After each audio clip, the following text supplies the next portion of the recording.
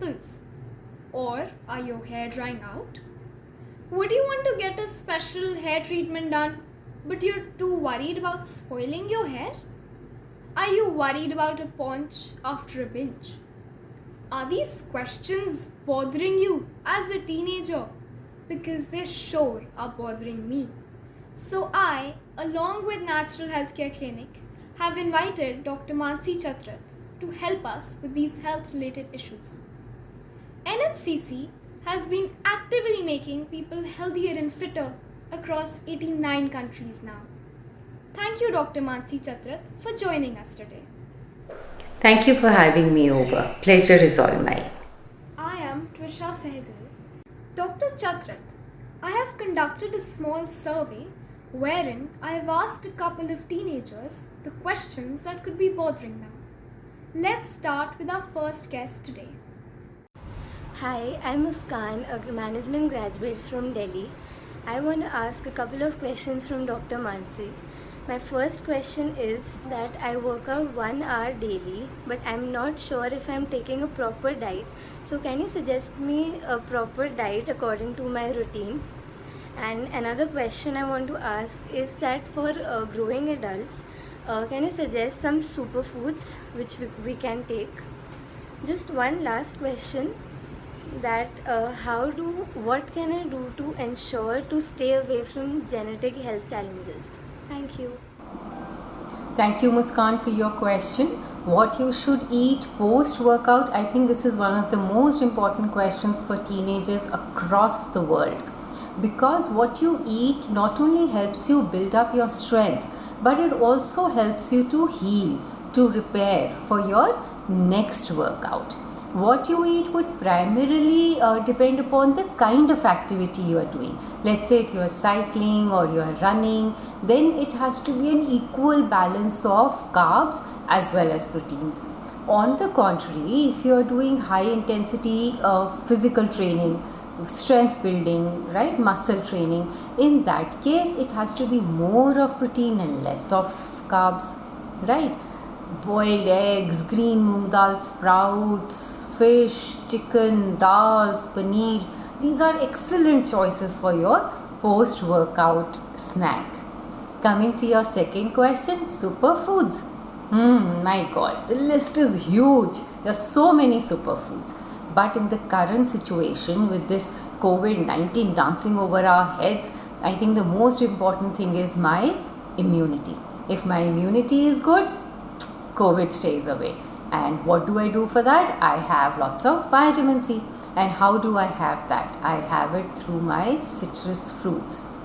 Orange, मौसमी, kinnow, lemon, आंवला, जो मिल जाए, है ना, जो availability है, let's have that. One citrus fruit a day keeps COVID away. Coming to your third question, genetic health challenges. This is extremely important to pay attention to, particularly at the age that you are at, because we all have very different genetic health challenges. There was a time when we used to believe that we cannot escape our genetic issues. But over the years, through various researches and studies, we have realized that by adding few things here and there in our diet, or by subtracting or by modifying the complete lifestyle, it is very much possible to prevent these genetic health challenges from coming to us. In fact, many studies have shown that many kind of cancers can also be prevented from flowing through the generations if we are able to make these little small changes in our schedules.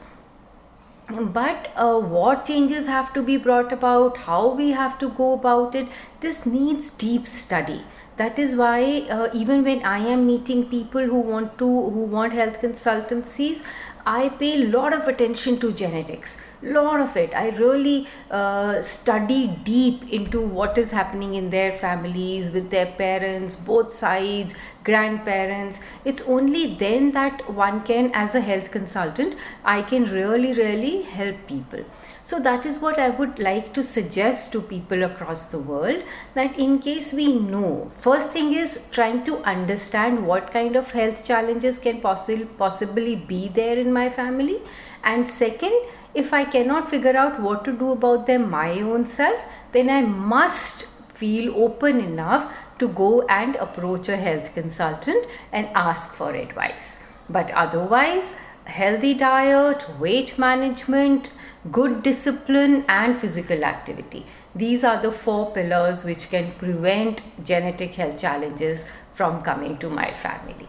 Thank you. Thank you, Dr. Mansi Chatrat. That was very informative. Now let's move on to our next question. So they say drinking water is very important. However, what is the limit of water that we should intake on a daily basis? Nice question. Water. Water is the base of life, right? Don't we say where there's water, there's life? Which is so true. 70% of me is water. So I need to worry about my water content just as worried as I usually am for my hemoglobin levels. Having water is like bathing from inside. Imagine somebody telling you, oh, I bathed only 3 days back. My God, I'll say, why, my God, what kind of a person is he? But if someone says, oh, I don't drink enough water, maybe 1 or 2 glasses, then my reaction doesn't come like that, though it should. So if I'm having less water, I'm not bathing from inside. Water helps me in my digestion, water helps me in my metabolism, water helps me in the cleansing of my organs, keeps my skin glowing, keeps my hair shining. So water is extremely important. Nevertheless, it does not mean I just keep guzzling down water, right? If I drink too much of water, I would tend to lose my electrolytes as well. So I need to drink on an average around 2 to 2.5 liters of water is good, but it should be paced out. I should have it slowly throughout the day and not just guzzle down 2 liters at the same time, right? Thank you, doctor. Let's move on to our next guest. Hi, my name is Ravneet Khan and I live in Canada. Because of this lockdown, I've been just sitting at home attending online classes and I just binge eat all day. So my question is, how can I reduce weight by just sitting at home? Because of this weight gain, I'm experiencing a lot of hormonal changes.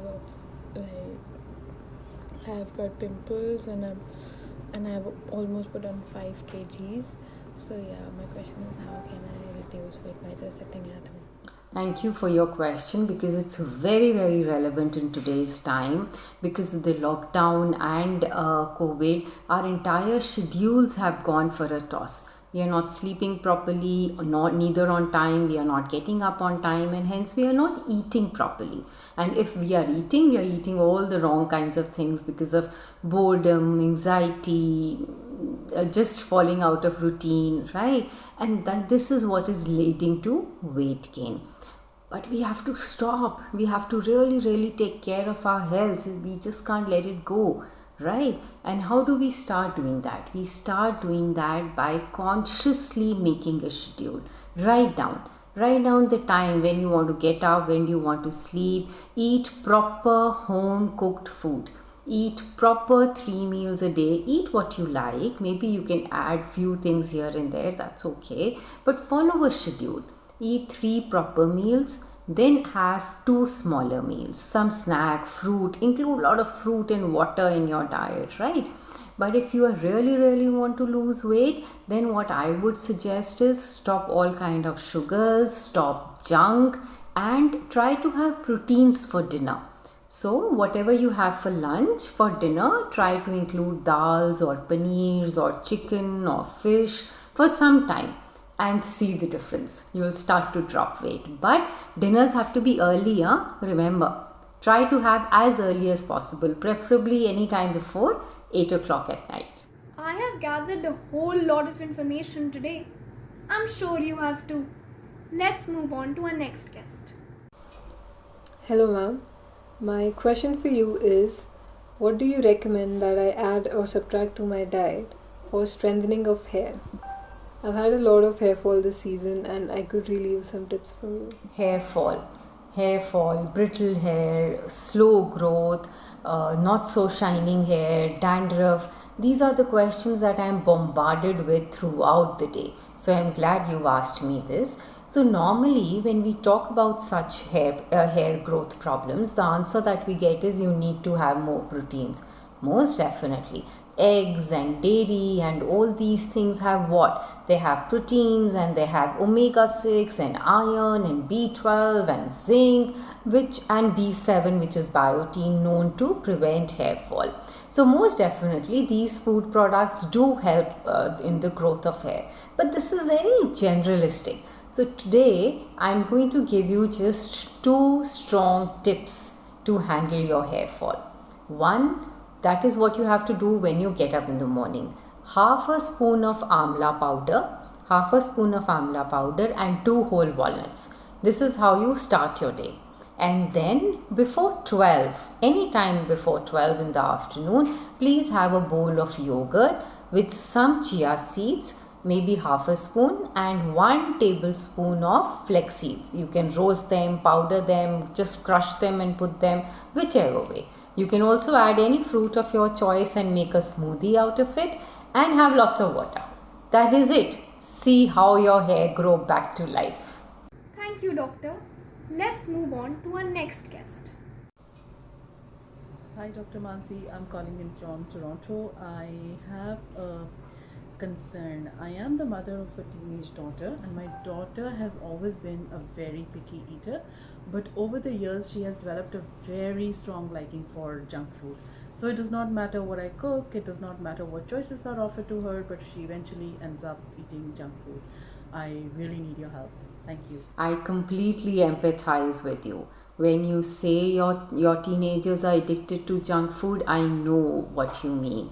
I have similar questions from mothers across the world.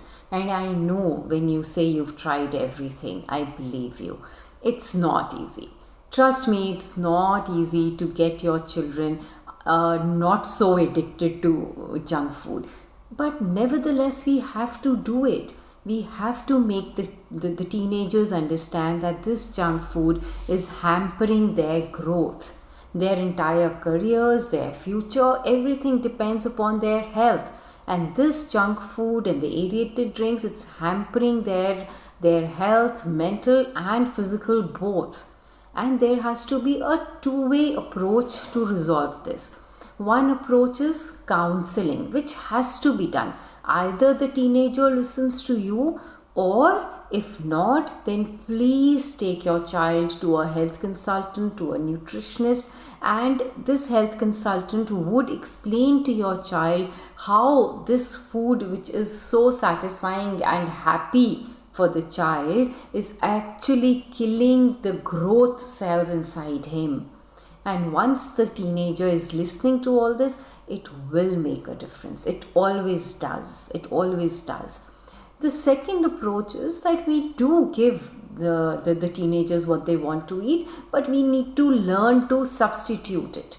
Right? For example, if they are eating burgers, maybe we can make a beetroot cutlet instead of a potato cutlet. Or if they want potato chips, maybe we can use zucchini sticks, or we can use a lot of chicken or fish or paneer in some form of snacks and offer it to them. But trust me, till the time actual counseling does not happen, this addiction is not going away anywhere. Do take my suggestion. Do take your teenagers for the correct form of counseling. Thank you, Dr. Chatrit, for such an interesting session. I have learned quite a bit, and I'm sure many other teenagers across the world would benefit by this. If you still have any more questions, feel free to inbox us or write to us at the following email ID. And please don't forget to like and share this video so that many more of our friends can also get to hear this. Stay tuned for many more such updates.